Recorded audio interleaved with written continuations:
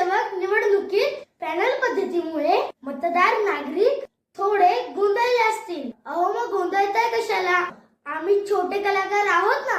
चला तर मग त्यासाठी समजून घेऊयात ब कड पॅनल पद्धती म्हणजे काय. पॅनल म्हणजे काय? काही प्रभागांमधून एकाच वेळी 4 नगरसेवक निवडले जातात. म्हणून उमेदवारांना अ ब कड अशा पॅनल मध्ये विभागले जाते.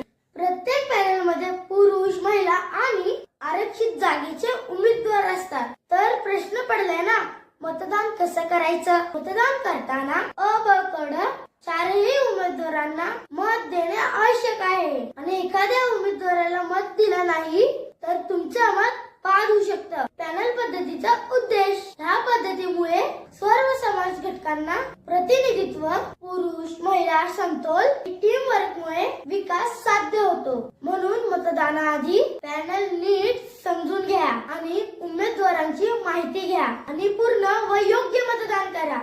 आपले